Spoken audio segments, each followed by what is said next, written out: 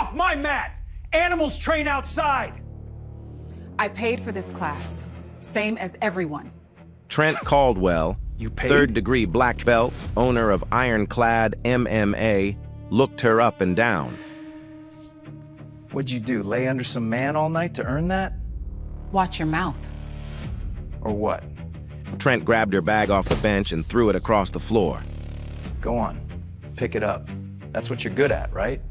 Willa's eyes locked on his, jaw tight, voice steady. Put your belt where your mouth is. A few students smirked. One pulled out a phone. Trent grinned, tapped the black belt around his waist. You want to go? Fine. Fine. Get on the mat. Let's spar. Just for fun. Just for fun. She kicked off her shoes, stepped onto the mat barefoot. Trent Caldwell had no idea he just stepped on the mat with the wrong woman. Atlanta, South Side. The kind of neighborhood where streetlights flicker more than they shine, and the bus only runs twice an hour after dark. Willa Sanders lived in a one-bedroom apartment above a laundromat on Decatur Street. The rent was late more months than it wasn't. The fridge had just enough to get through the week. The hallway smelled like bleach and old carpet. She was 34 years old, worked the overnight shift at a distribution center 20 minutes outside the city, loading pallets, scanning boxes, stacking freight from 10 at night until 6 in the morning, 5 nights a week, sometimes 6 when they offered overtime. She never turned overtime down. 3 years ago, her husband passed. Heart attack at 31. No warning, no goodbye. Just a phone call from a hospital and a life that split in half. After that, Willa shrank. She stopped going out, stopped calling friends, stopped doing anything that wasn't work, sleep, groceries, repeat. She moved through the world like she was trying not to take up space. Head down, voice low, the kind of woman people looked straight through without seeing. But lately, something worse had started. 3 times in the past month, a group of men had followed her from the bus stop to her building after her shift ended, calling out to her, getting closer each time. The 3rd time, one of them grabbed her arm. She yanked free and ran up the stairs, locked the door, sat on the floor with her back against it, heart slamming, hands shaking. That night she made a decision. She needed to learn how to protect herself. Not tomorrow. Now. She searched online for gyms near her that offered evening classes she could attend before her shift. Only one came up within bus distance, Ironclad MMA Academy. The website showed a clean facility, a wall of trophies, and the face of its owner grinning in a black GI. Trent Caldwell, 3rd-degree black belt, over 10,000 YouTube subscribers. She signed up online and paid the monthly fee before she could talk herself out of it. What nobody at Ironclad would ever guess, what Willa herself had buried so deep she barely thought about it anymore, was that she already knew how to fight. Her grandfather, Colonel Herman Sanders, came home from the Korean War with 2 things, a Purple Heart and a deep love for martial arts he'd learned overseas.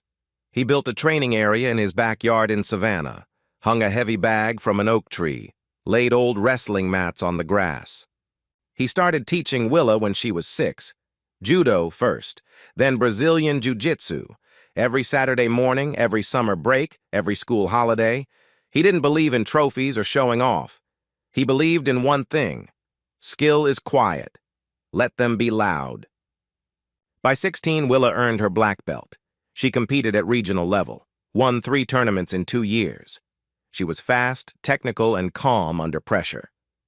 Coaches said she had something you couldn't teach, an instinct for reading her opponent before they moved. Then her grandfather passed. Then life got heavy. College debt, bad jobs, marriage, loss. The belt went into a duffel bag. The duffel bag went under the bed. She hadn't opened it in over a decade. Now she was just a woman who worked nights and rode the bus home alone. That's who walked into Ironclad MMA Academy on a Tuesday evening. That's who Trent Caldwell looked at and saw nothing. And that might be the most dangerous mistake he ever made, because the quietest person in the room was carrying a secret that could put him on the floor. Willa showed up 15 minutes early. She wore the only athletic clothes she had, Gray sweatpants, a plain black t-shirt, and a pair of old sneakers she kept clean for the gym. The dojo was already full. 30-something students in matching white GIs warming up on the mat, music pumping through speakers. The walls were covered in banners, tournament wins, sponsorship logos, and a massive photo of Trent Caldwell mid-kick with the words discipline, power, legacy underneath. Willa stood near the entrance and waited. Nobody greeted her. Nobody even looked at her. When Trent finally noticed her, he stopped mid-sentence, looked her up and down, took his time doing it. "Help you? I signed up online, paid the monthly fee already." Trent tilted his head. "Yeah, see, that online rate was a promotion. Expired last week, it's double now. The website still shows the same price." "Website's wrong," he shrugged. "You want in, it's $200 a month. You don't, door's right there." $200. That was groceries for 3 weeks. Willa's jaw tightened. She looked at the mat, looked at the students. Every single one of them was watching now. She paid. Class started. Trent ran drills in pairs. He walked the room correcting stances, adjusting grips, calling out names. He passed Willa 4 times. Each time, he looked right through her like she wasn't standing there. Her partner, a young guy half her age, threw sloppy technique at her the whole session. Trent saw it, said nothing. After class, Willa approached him, calm, respectful. "Excuse me, you skipped me on every drill. I'm paying the same as everyone here." Trent was holding his phone, recording. The red light was on. He didn't lower it. "Sweetheart, I run this floor. You don't tell me how to teach." He raised his voice so the room could hear. "You want to prove you belong? Get on the mat. Let's spar. Just for fun." A few students laughed. Someone whispered. Nobody stepped in. Willa looked at the camera, looked at the mat, looked at the man who had just turned her into content without asking. She should have walked out. Any reasonable person would have. But Willa Sanders was done walking away from things. Trent didn't waste time. He snapped his fingers at one of his senior students. "Get her some gear." The student came back with a chest protector 2 sizes too big and a head guard with a cracked strap. Willa put them on without a word. The chest protector hung off her like a vest on a scarecrow. Trent looked at the camera propped on the shelf behind him. The red light was still blinking. He adjusted his GI, tightened his belt, and stepped to the center of the mat. "All right, everybody circle up. We got a special guest tonight." The students gathered around the edge. Some sat. Some leaned against the wall. A few had phones out. One guy in the back was already recording. Trent bowed, slow, exaggerated, like he was performing for a crowd at Madison Square Garden. "Whenever you're ready, sweetheart." Willa stepped to the center, hands up, feet apart, no expression. Trent threw a light front kick, barely touched her. He spun around with his hands up like he'd just landed a knockout. The class laughed. He winked at the camera. "See that? That's called a jab. Most people train 2 years before they can even block one." He threw another. Then another. Playful, flashy. The kind of technique designed to look good on camera, not to teach anything. Each time he landed, he'd pause, look at the students, and nod like he'd just proven a point. Willa absorbed everyone. Moved just enough to stay balanced. Said nothing. Did nothing. Just watched. Here's the thing nobody in that room understood. Trent Caldwell needed this video. His YouTube channel had been dying for months.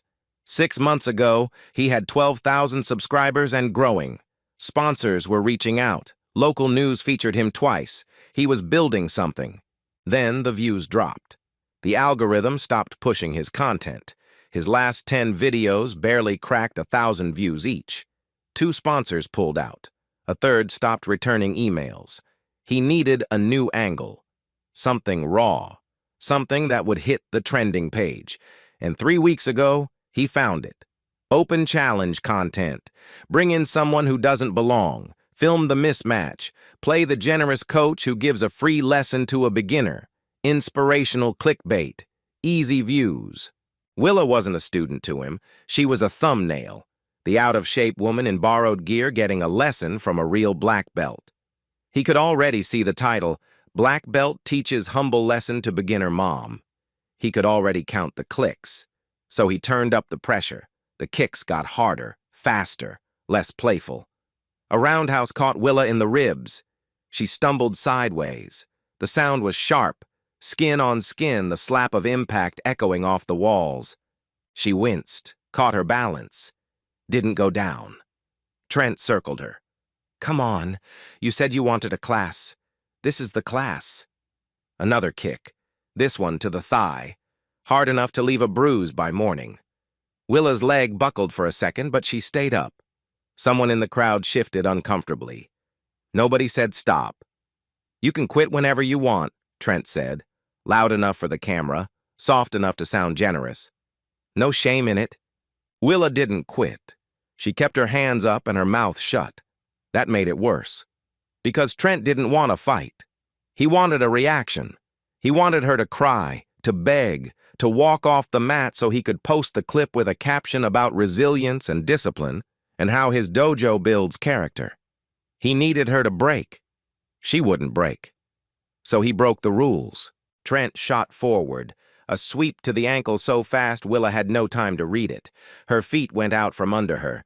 She hit the mat flat on her back. The impact echoed through the room. The air left her lungs in one sharp gasp. For 2 seconds, she didn't move. Trent stood over her, arms spread wide, chest out, grinning at the class like he'd just won a championship. And that, he said loud and slow, is why we train. A few students clapped. One whistled. The guy in the back was still recording. Trent reached a hand down, not to help, to perform. The generous champion offering mercy to the fallen beginner. Content gold. Willa looked at his hand. She didn't take it. She stood up on her own. Slowly. Pulled off the oversized chest protector. Set it on the mat. Pulled off the cracked headguard. Set it beside the protector. Her ribs ached. Her back was on fire. Her right thigh was already swelling.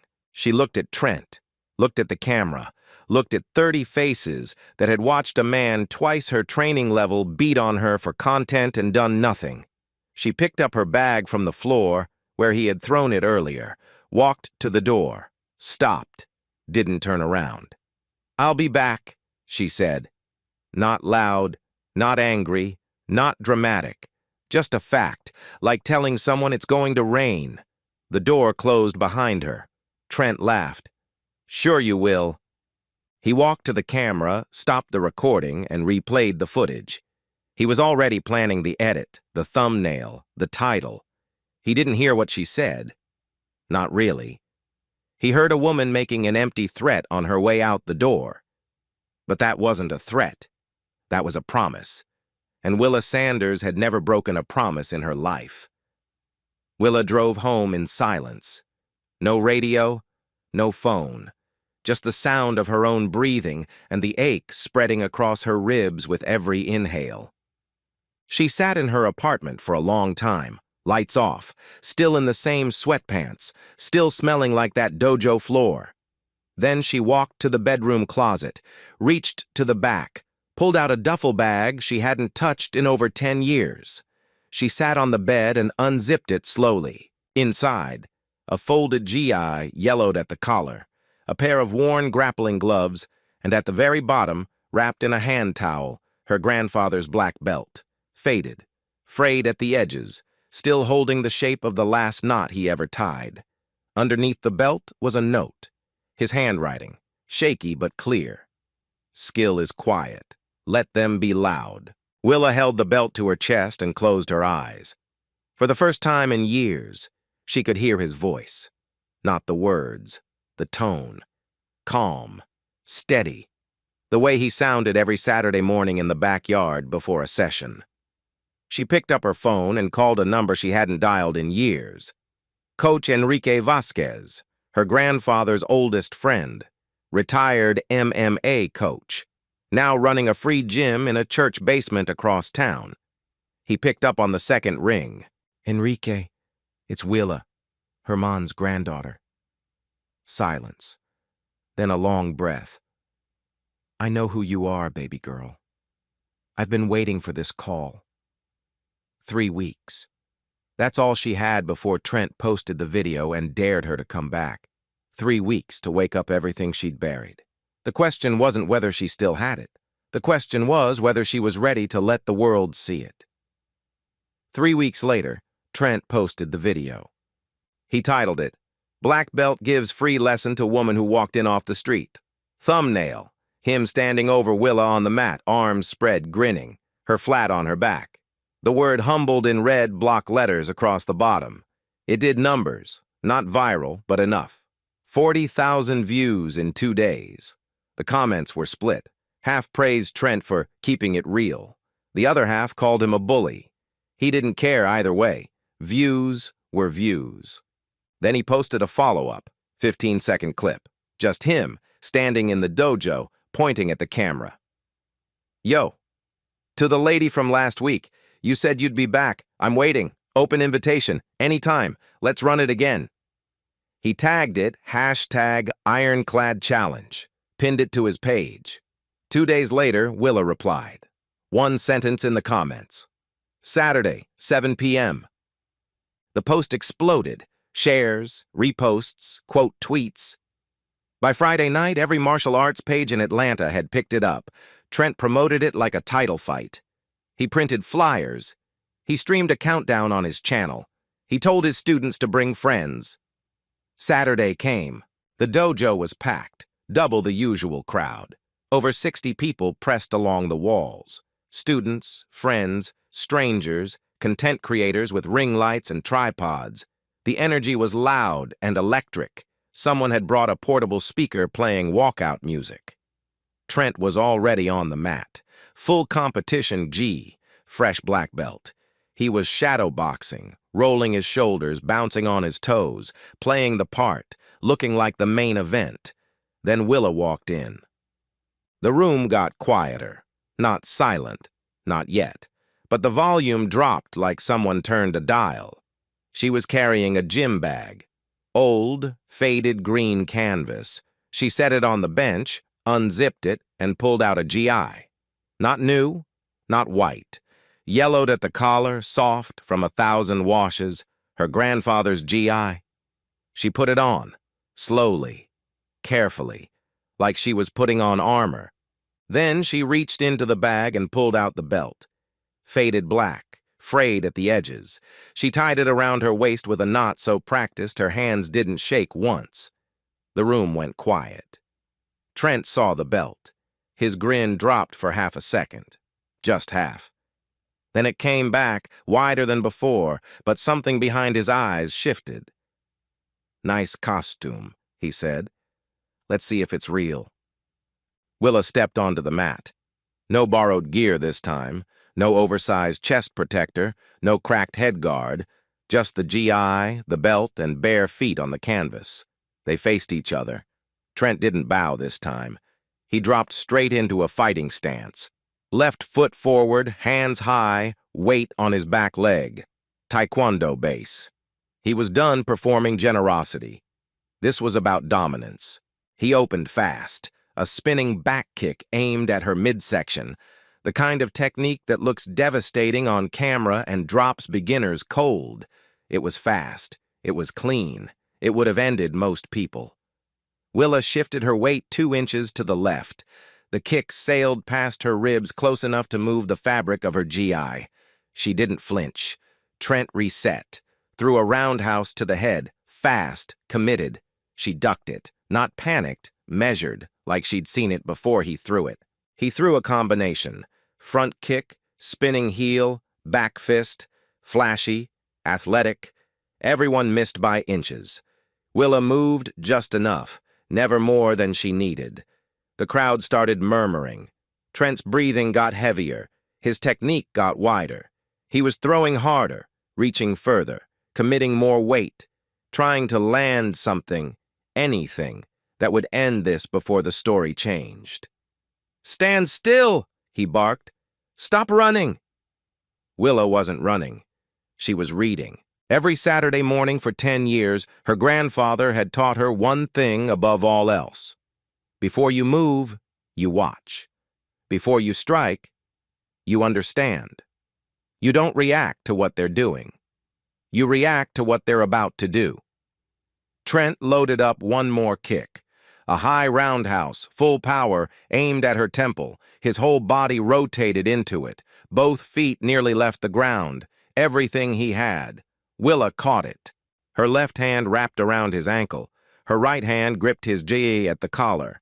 In one seamless motion, weight shift, hip turn, leg sweep, she executed a textbook osotogari, a classic judo throw her grandfather had drilled into her 5,000 times on the grass in his backyard. Trent's back hit the mat so hard the sound cracked through the room like a gunshot. Before he could breathe, Willa transitioned. Ground control, knee across his chest. She isolated his right arm, locked her legs around it, arched her hips, and sank an arm bar so clean it belonged in a textbook.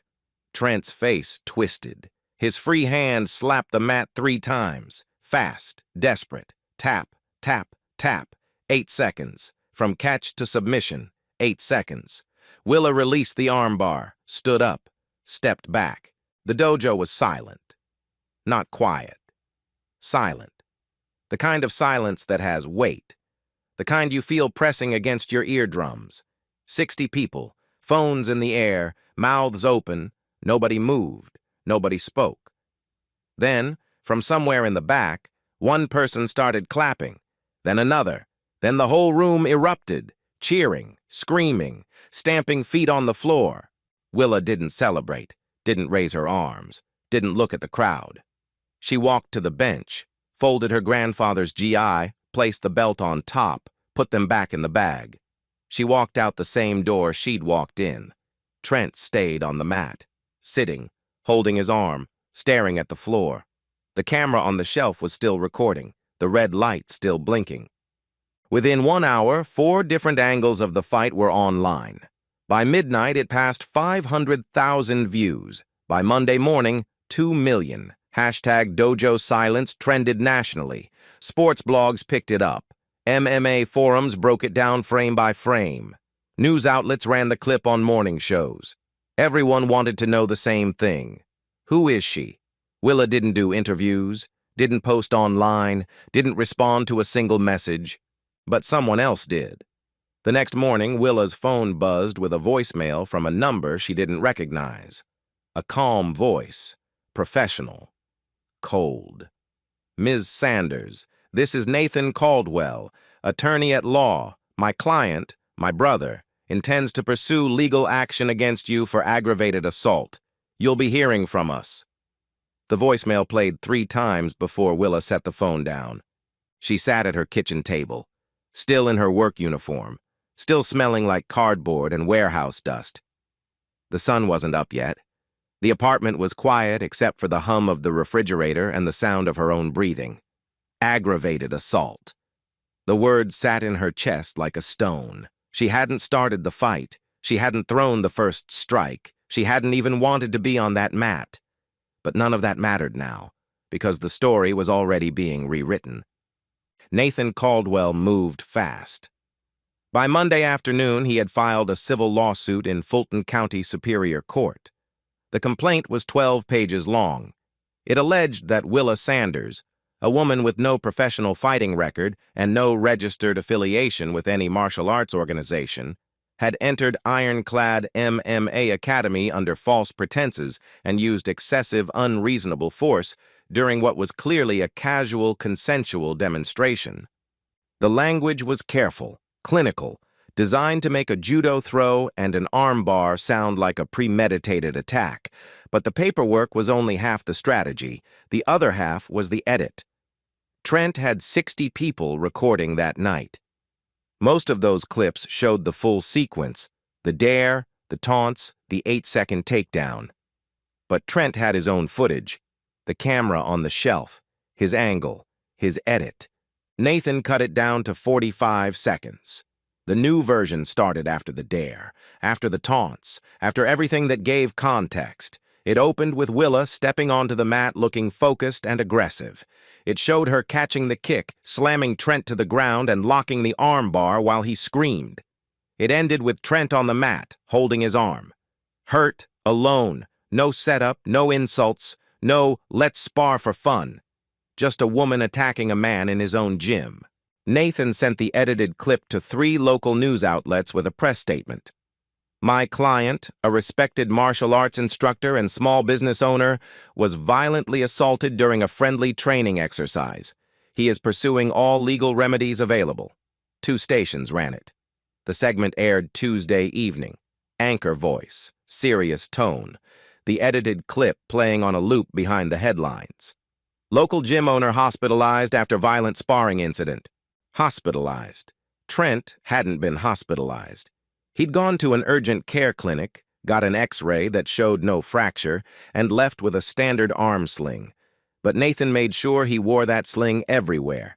The podcast, the grocery store, the gas station. Social media photos showed Trent wincing while opening a car door, struggling to lift a coffee cup, looking at the camera with sad, wounded eyes. The narrative flipped overnight. Comments poured in. Not on the original viral clip, on the news story, on Trent's Instagram, on the reposted edit. She walked in there looking for a fight. That wasn't self-defense. That was assault. He was just trying to teach her, and she snapped. Ban her. Lock her up. The people who had cheered 8 seconds ago were now calling her a criminal.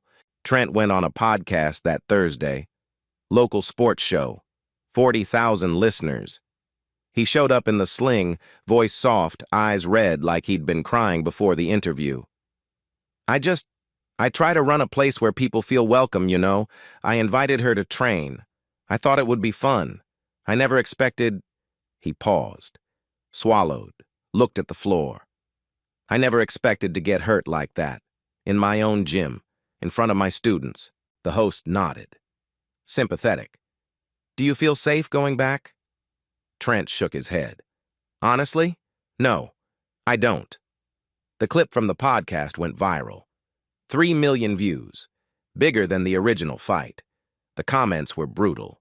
Toward Willa. Meanwhile, Willa's life was collapsing. Her supervisor at the distribution center called her into the office Wednesday morning. He didn't sit down. Didn't offer her a seat either. Willa, this situation... The lawsuit, the news, it's creating a distraction. Corporate wants you off the floor until this is resolved. Unpaid administrative leave, effective immediately. I didn't do anything wrong. That's not for me to decide. Go home. We'll be in touch. She turned in her badge at the front desk, walked to the bus stop, sat there for 40 minutes in the heat waiting for a bus that was late. Her phone buzzed the whole time. Notifications, tags, messages from people she didn't know, most of them angry, a few threatening. She turned the phone off and put it in her pocket. At home, it got worse. Her neighbor across the hall, a woman she'd said good morning to every day for 2 years, saw her in the stairwell and turned around without speaking. The next day, someone left a note under her door. No signature, just 5 words. We don't want trouble here. Willa sat on her bed that night and stared at the ceiling. The duffel bag was still open on the floor. Her grandfather's belt was still on top.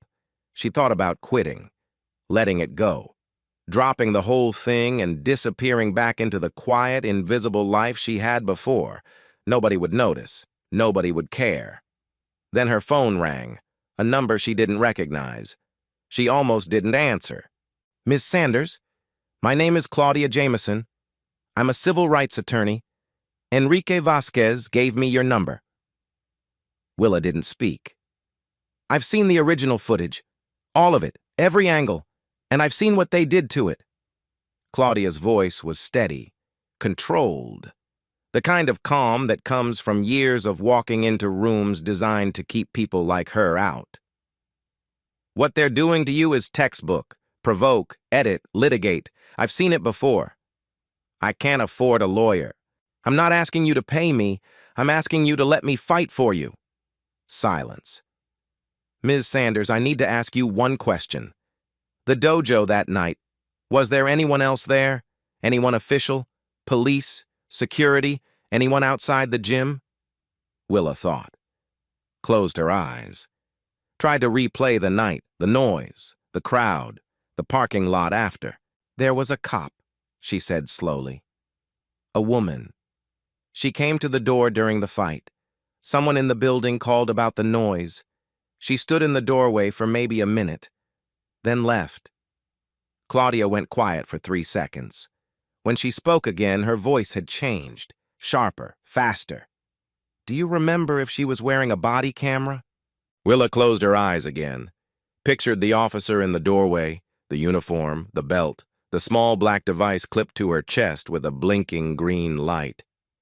Yeah, Willa said. She was. Trent and Nathan had built their entire case on a 45-second edit. They'd cut the dare, cut the insults, cut every word that proved Willa didn't start this. But what they didn't know, what they had no way of knowing, was that a police body camera had recorded everything, every word, every taunt, every second of truth they tried to erase. The hearing was scheduled for a Thursday morning in Fulton County Courthouse. Room 4. B. Small. No jury. Just a judge, 2 tables, and a gallery that seated maybe 40 people. Nathan Caldwell arrived first. Navy suit, polished shoes, leather briefcase. He set up his table like a man who had done this 100 times. Documents in order, tablet propped at an angle, 2 bottles of water lined up side by side. Trent came in behind him, sling still on. He walked slowly, carefully, wincing when he sat down, even though the arm bar had been 5 weeks ago and the X-ray had shown nothing. He looked around the room with soft eyes. The victim, the small business owner, the man who opened his doors to a stranger and got hurt for it. Willa arrived with Claudia Jameson.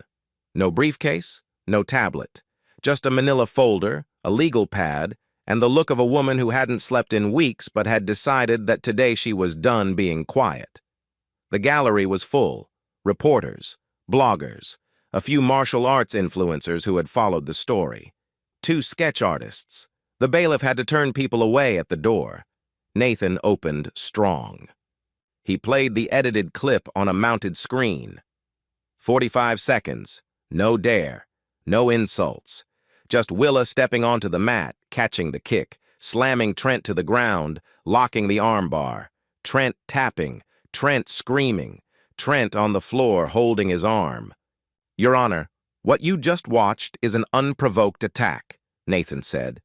My client, a licensed martial arts instructor, a business owner, a man who has served this community for over a decade, invited this woman to participate in a casual training demonstration. She responded with a level of force that was excessive, dangerous, and entirely unjustified. He called his first witness, a senior student from Ironclad. The student confirmed that the sparring session was casual, that Trent was going easy, that Willa escalated without warning. He called a second witness, another student, same story, rehearsed, word for word almost identical. Nathan returned to his table, straightened his tie. Your Honor, we believe the evidence is clear. Ms. Sanders entered that gym with intent to harm. We are seeking damages for medical expenses, emotional distress, and loss of business revenue. The judge turned to Claudia. Counselor? Claudia stood. She didn't rush, didn't raise her voice. She buttoned her jacket and stepped around the table like she had all the time in the world. Your Honor, opposing counsel just showed you 45 seconds of footage. I'd like to show you what happened before those 45 seconds. Nathan's pen stopped moving. The defense calls Officer Brenda Holloway. The courtroom shifted. Nathan looked at Trent. Trent looked at Nathan. Neither one moved. Officer Holloway walked in through the side door. Full uniform, badge, calm expression. She took the stand, placed her hand on the Bible, and sat down. Claudia approached. Officer Holloway, were you present at Ironclad MMA Academy on the night of March 14th? Yes, ma'am. I responded to a noise complaint from the business next door. Arrived at approximately 7:45 p.m. And when you arrived, what did you observe? A large crowd inside, loud music, two individuals on a mat, a man in a black GI and a woman in an older GI. The man appeared to be taunting the woman. Were you wearing your body camera that evening? Yes, ma'am. It was activated when I arrived on scene. Claudia turned to the judge. Your Honor, I'd like to enter Officer Holloway's body camera footage into evidence, full and unedited. Nathan stood. Objection. This footage was never disclosed during... It was requested through proper channels 3 weeks ago, Your Honor. The police department confirmed receipt. The judge looked at Nathan. Overruled. Play the footage. The screen changed. The body camera footage was shaky at first. Holloway walking through the parking lot, pushing open the glass door. The sound hitting immediately. Music, shouting, cheering. Then Trent's voice, clear as daylight. You want to go? Fine. Get on the mat. Let's spar. Just for fun. The camera caught everything. Trent circling Willa, taunting her, the students laughing, and then the moment that broke the case wide open. Trent leaned in close to Willa, close enough that only the body cam mic picked it up. His voice dropped to a whisper that carried like a shout in the silent courtroom. Hit me for real. Make it look good for the camera. The gallery gasped. Not one gasp. A wave. 40 people inhaling at once. Nathan's face went white. Trent's jaw locked. His good hand gripped the edge of the table. Claudia let the silence sit for 3 full seconds before she spoke again. Your Honor, I have 3 additional witnesses, former students of Ironclad MMA Academy. All 3 are prepared to testify under oath. She called them one by one. The first, a 26-year-old woman named Paige Thornton. She testified that Trent had challenged her during her second week at the gym. She sustained a sprained wrist. When she complained, Trent told her to sign a document. She didn't read it. It was an NDA. The second, a 19-year-old college student named Devin Marshall. Same story. Open challenge. Got hurt. Signed an NDA the next day. Was told if he didn't sign, he'd be banned from every gym in the city. The third, a 31-year-old named Grace Whitfield. She had been a member for 8 months. She testified that Trent staged at least 4 challenge videos during her time there. Each one targeted someone new, someone who didn't fit, someone he could use. Every single time, Grace said, her voice steady. He picked somebody who looked like they didn't belong. Then he filmed it, posted it. And if anyone got hurt, his brother made them sign papers. The courtroom was dead still. Claudia turned to the judge. Your Honor, the plaintiff didn't come to this court seeking justice. He came here to finish what he started on that mat, to silence a woman who fought back. Every piece of evidence shows that Mr. Caldwell initiated the confrontation, consented to the sparring, and deliberately escalated the encounter for content. Ms. Sanders acted in self-defense. Nothing more. The judge looked at Trent for a long time, then at Nathan, then at the screen where the body camera footage was frozen on Trent's face, mid-grin, mid-dare. Case dismissed. I'm referring Mr. Caldwell's business practices to the State Athletic Commission for review. He paused, looked directly at Nathan. And Counselor, submitting selectively edited footage to this court and to the media raises serious questions about your professional conduct. I'll be forwarding my concerns to the state bar. Nathan didn't respond. Trent didn't move. The sling hung on his arm like a costume nobody believed anymore. Willa stood up. She didn't smile, didn't celebrate. She looked across the aisle at Trent, the man who had called her an animal, thrown her bag on the floor, beat on her for contempt, and then sued her for fighting back. She said one sentence, quiet, clear. The whole room heard it. I didn't come here to beat you. I came here to take a class. She picked up her folder and walked out. That one sentence hit harder than any armbar ever could. She didn't want revenge. She didn't want fame. She didn't want his gym or his money or his reputation. She just wanted to learn. And he turned that into a war he was never going to win. The courthouse steps were crowded. Reporters, cameras, microphones pushed toward anyone walking out the door. Willa didn't stop. She walked straight through the crowd, eyes forward, mouth shut. Claudia stayed beside her, one hand on her shoulder, guiding her toward a car parked at the curb. Someone shouted a question. "Miss Sanders, how does it feel to win?" She didn't answer. She got in the car and closed the door. But the world answered for her. Within an hour, the body camera footage leaked. Not from Claudia, not from the court. Someone in the gallery had recorded the screen with their phone, shaky, grainy, but every word was clear. "Hit me for real. Make it look good for the camera." That one line did what no press statement ever could. It burned through the internet like a lit match dropped in dry grass. By Thursday evening, #Dojo Silence was trending again, but this time a new hashtag joined it. #Justice for Willa. By Friday morning, it was the #1 trending topic in the United States. The original viral clip, the real one, the full 8-second takedown with all the context, resurfaced everywhere. People reposted it side by side with Nathan's 45-second edit. The comparison was devastating. You could see exactly what had been cut, exactly what had been hidden, exactly how the lie was built. Trent's world collapsed fast. His YouTube channel lost 4,000 subscribers in 48 hours. His remaining sponsors pulled out by Friday afternoon. The gym's Google rating dropped from 4.6 to 1.2 overnight, hundreds of one-star reviews flooding in from across the country. The State Athletic Commission launched a formal investigation into ironclad MMA's practices. Unlicensed sparring events, undisclosed injuries, coerced NDAs. 3 former students filed individual complaints. 2 more were preparing to. By the following Monday, Trent Caldwell closed the doors of Ironclad MMA Academy. No announcement, no farewell post.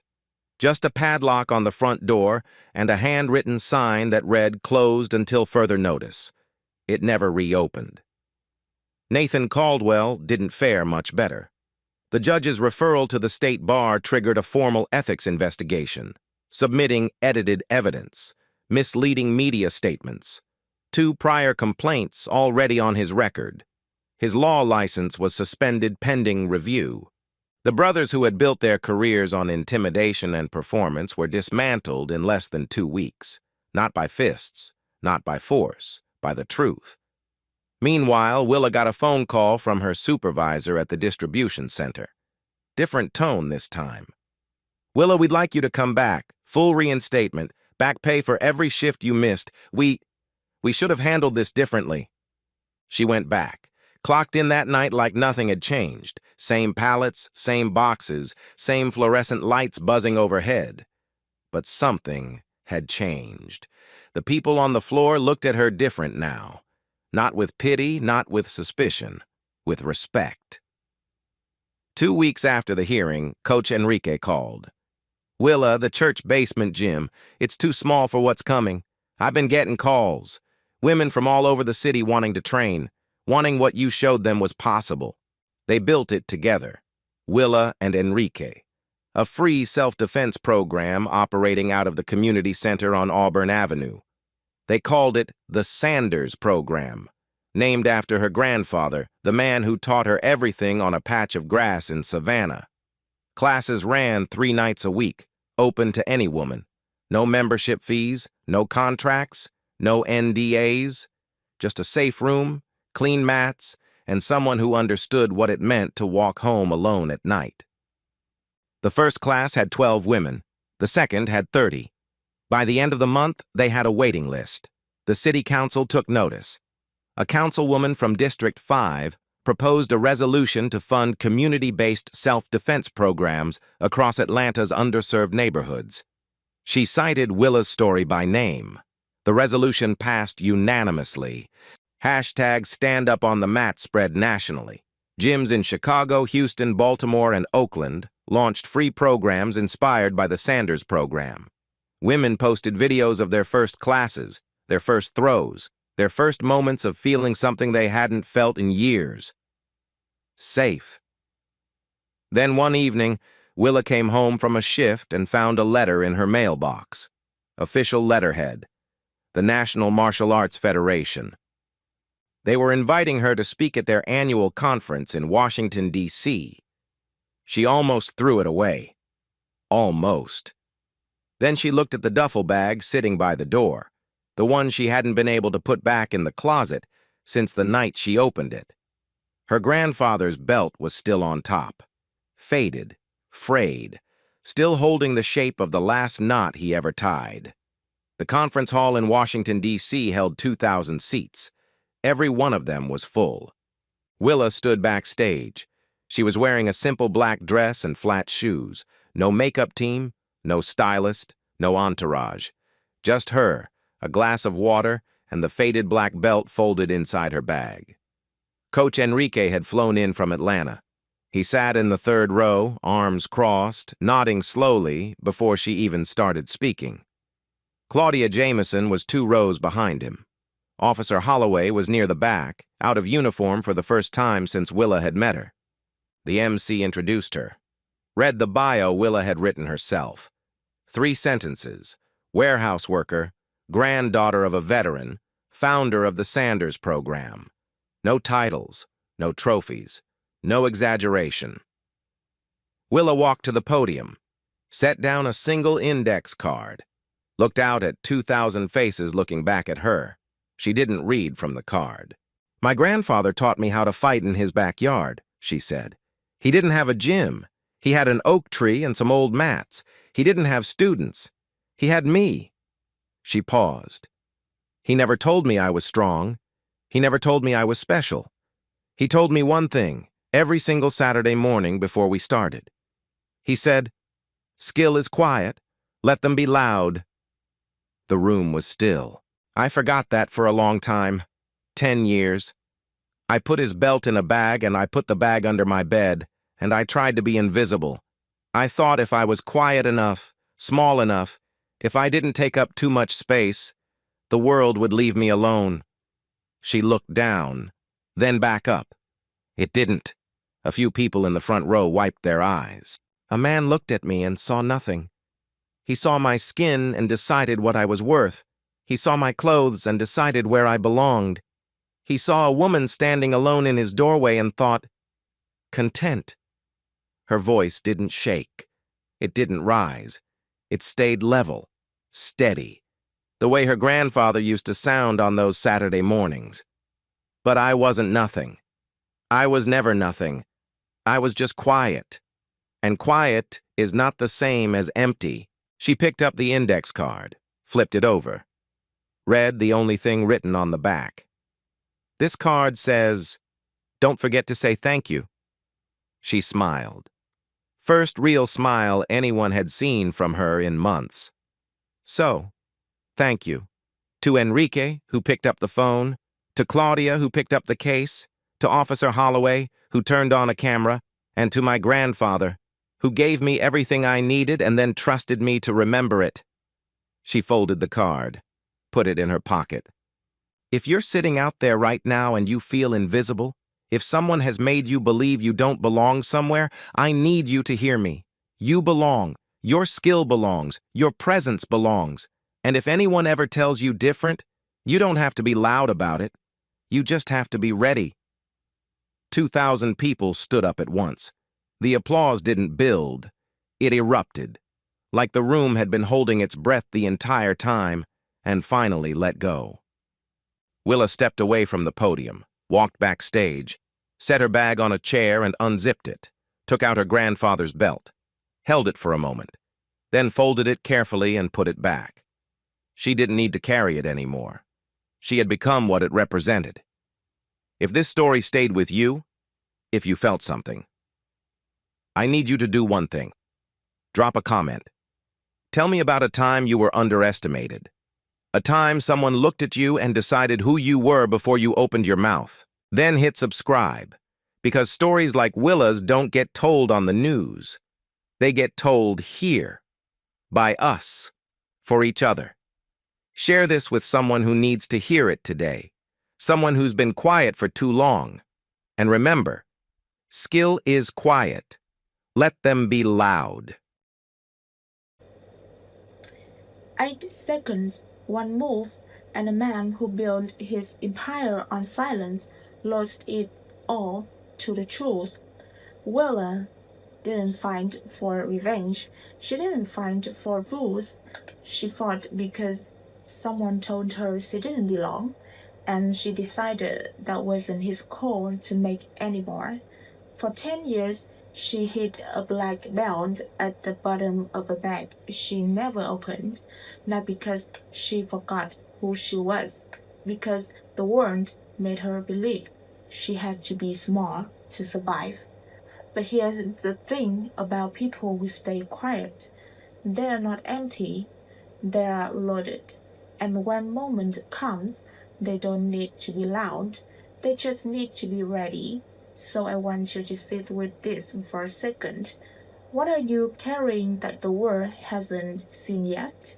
And who convinced you it was safer to hide it than show it? Drop a comment. Tell me about time someone decided who you were before you opened your mouth. Hit subscribe. Story like this don't get told on the news, they get told here. Share this with someone who's been quiet for too long. Still is quiet.